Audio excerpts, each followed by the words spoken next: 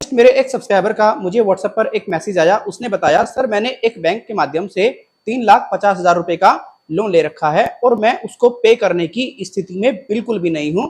और एक मैंने क्रेडिट कार्ड लिया है जिसका मैं कंटिन्यू यूज कर रहा था, लगभग 80-90 हजार रुपए मैं उसके पे नहीं कर पा रहा हूं।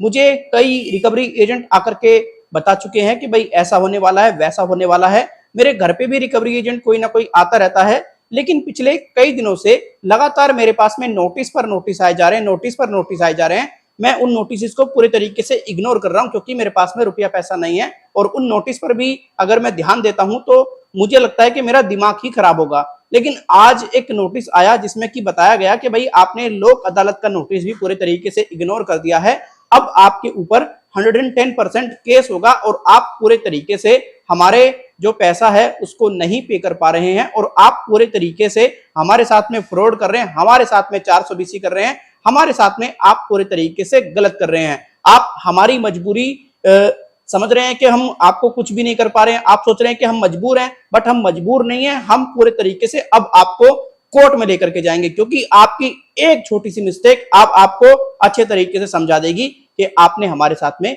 क्या किया है। दोस्तों, आप में से काफी ऐसे व्यक्ति होंगे जिसने किसी न किसी बैंक, एनबीएफसी या लोन एप्लीकेशन के माध्यम से जरूर किसी न किसी प्रकार का कोई ना कोई लोन जरूर लिया होगा और आप उसको नहीं चुका पा रहे होंगे क्योंकि आपके पास में रुपया नहीं है, पैसा नहीं है। आपके पास में भी ऐसे नोटिस आ रहे हैं। तो आज की इस वीडियो में मैं आपको बहुत महत्वपूर्ण इंफॉर्मेशन देने वाला हूं। आप लोगों से रिक्वेस्ट है, वीडियो को आप जरा भी स्किप मत कीजिएगा। अगर आपने वीडियो स्किप कर दी, जो भी इंफॉर्मेशन इस वीडियो में मिलने वाली है आपको, आप 110% मिस कर देंगे। अगर आप पहली बार हमारे यूट्यूब चैनल पे आए हैं और आप चाहते हैं हम आपके लिए इसी प्रकार की यूजफुल इंफॉर्मेशन लेकर के आते रहें, कृपया करके आप हमारे यूट्यूब चैनल को जरूर सब्सक्राइब करें और सब्सक्राइब करने के बाद में बेल आइकन को प्रेस कर दें और ऑन कर दें ऑल नोटिफिकेशन को। उससे क्या होगा, कोई भी हमारे द्वारा वीडियो लेकर के आई जाएगी उसका नोटिफिकेशन आपको सबसे पहले मिल जाएगा। आपके लिए एक और बहुत अच्छी खुशखबरी है। अगर आप भी बहुत ज्यादा परेशान हैं बैंक से, एनबीएफसी से, आप उनका पैसा नहीं चुका पा रहे हैं, आपको किसी प्रकार की कोई भी एडवाइस चाहिए, तो देखिए आपको हम इंस्टेंटली एडवाइस प्रोवाइड करा देंगे।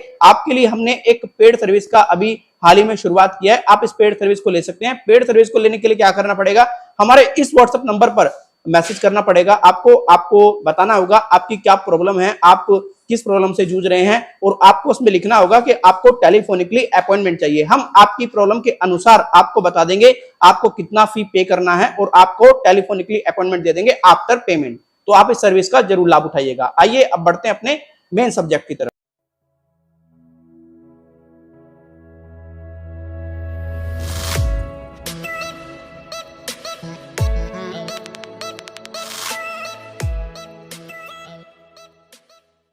आप में से काफी ऐसे व्यक्ति होते हैं जो बैंक और एनबीएफसी से लोन तो ले लेते हैं, लेकिन कभी कभार आप ऐसी सिचुएशन में आकर के खड़े हो जाते हैं जब आपके पास में रुपया नहीं होता है, पैसा नहीं होता है, आप बहुत ज्यादा परेशान हो जाते हैं। आपको कुछ भी समझ में नहीं आता है आपको क्या करना चाहिए। आपकी इज्जत पर प्रहार किया जाता है, आपके मान सम्मान को चोटिल किया जाता है, आपको इतना परेशान कर दिया जाता है, आपको कुछ भी समझ में नहीं आता। आप यूट्यूब का सहारा लेते हैं तो यूट्यूब पर भी बहुत सारे ऐसे व्यक्ति हैं जो आपको मैनिपुलेट कर देते हैं, मिसगाइड कर देते हैं और गलत इंफॉर्मेशन आप तक पहुंचा देते हैं।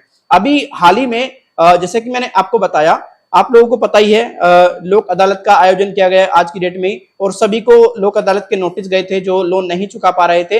अब व्यक्तियों ने उन नोटिस को पूरे तरीके से इग्नोर कर दिया। जब इग्नोर कर दिया उन नोटिस को, तो कुछ बैंकों के द्वारा जो रिकवरी एजेंसीज हायर की गई हैं उनके माध्यम से यह मैसेज कराया जा रहा है कि भाई अब आप पूरे तरीके से कानूनी कार्रवाई के लिए तैयार हो जाइए और आपके ऊपर अब केस होने जा रहा है। तो आप में से काफी ऐसे व्यक्ति हैं जो पूरी तरीके से ये सुन करके डर जाते हैं, घबरा जाते हैं, टेंशन में आ जाते हैं कि यार कोर्ट केस हो जाएगा, अब कैसे करें। देखिए, सबसे पहले तो आप एक बात समझिए, जब भी आप किसी बैंक से या फिर एनबीएफसी से किसी प्रकार का कोई भी अनसिक्योर्ड लोन लेते हैं, उसमें बैंक, एनबीएफसी रिकवरी एजेंसीज को लगाने के बाद में पूरा प्रयास करता है कि वो रिकवरी एजेंसीज आपसे पैसा रिकवर करें। अगर आप पूरे तरीके से असमर्थ हो जाते हैं, रिकवरी एजेंसीज आपसे कांटेक्ट कर रही हैं, आप उनको भी पूरे तरीके से कोऑपरेट नहीं करते हैं, तो बैंक, एनबीएफसी फिर क्या करता है, फिर आप लोगों के ऊपर इन्वेस्टिगेशन करता है, एक तरीके से जांच करता है आपकी पूरी। अगर उनको लगता है आप पूरी तरीके से गलत इंफॉर्मेशन बैंक को दे रहे हैं, आपके ऊपर रुपया पैसा सब कुछ परफेक्ट है, तो वो आपके ऊपर इमीडिएटली केस कर देंगे। अगर उनको लगता है कि भाई आपके पास में रुपया पैसा नहीं है, तो कोई केस नहीं होगा। अब आप एक बात समझिए, लोक अदालत में कोई बैंक एनबीएफसी कब जाता है? लोक अदालत में बैंक एनबीएफसी तब जाता है जब बैंक को लग जाता है, एनबीएफसी को लग जाता है कि भैया इस व्यक्ति से तो हमने बहुत कोशिश कर ली बातचीत करने की, इस व्यक्ति को तो हमने बहुत समझाने का प्रयास कर लिया, ये पैसा नहीं दे रहा, अब एक काम करो, इससे कुछ ना कुछ तो पैसा हासिल कर ही लो। भाई हमने इतना पैसा दिया है, अगर हम इसको ऐसे ही छोड़ देंगे तो भी नुकसान है, तो इसे किसी ना किसी तरीके से बुला लो और इससे बातचीत करके कुछ ना कुछ पैसा तो इससे निकलवा ही लो। कुछ बैंक एनबीएफसी एक स्कीम और अपनाते हैं, व्यक्ति को बुला लेते हैं लोक अदालत का नोटिस भेजकर और उनको कहते हैं कि ये कोर्ट केस है, और व्यक्ति को इतना पता नहीं होता है, वहां उससे उल्टे सीधे पेपर्स पर साइन करवा करके उससे बता देते हैं कि भाई जज साहब ने ये ऑर्डर दे दिया और अब तुझे पूरे तरीके से इतना पे करना है। जबकि आपको ये ध्यान रखना होगा, लोक अदालत में रिटायर्ड जज वगैरह ही होते हैं, अगर आप उनके डिसीजन पर पूरे तरीके से बने भी नहीं रहोगे, उनके डिसीजन पर आप पूरे तरीके से सिग्नेचर नहीं करोगे तो कोई दिक्कत नहीं होगी। मतलब उनके डिसीजन पर अगर आप पूरे तरीके से ये कह दोगे कि भाई मुझे आपका डिसीजन मंजूर नहीं है, तो कोई कुछ नहीं कर सकता इसमें, राइट। बट अगर आपने वहां पर एक्सेप्ट कर लिया, सिग्नेचर वगैरह कर लिया कि ठीक है मैं पूरे तरीके से एग्री हूं, मैं इतना पैसा इन्हें दे दूंगा, तो भाई साहब लोक अदालत के डिसीजन को आप कोर्ट में भी चैलेंज नहीं कर सकते। इसलिए ध्यान रखना, कभी भी आप लोक अदालत में जा रहे हैं बगैर पढ़े किसी पेपर पर साइन मत करना, और किसी भी मतलब कर्मचारी के झांसे में आकर के आप कोई भी गलत कदम मत उठाना। आप कभी भी लोक अदालत में जाओ, अच्छे तरीके से कम्युनिकेट करो, अच्छे तरीके से बातचीत करो, चीजों को समझो, और किसी भी पेपर को जब तक आप पढ़ना लो, आपको समझ में ना आए, कोई सिग्नेचर मत करना, ध्यान रखना, वरना बहुत बुरी तरीके से फंस जाओगे।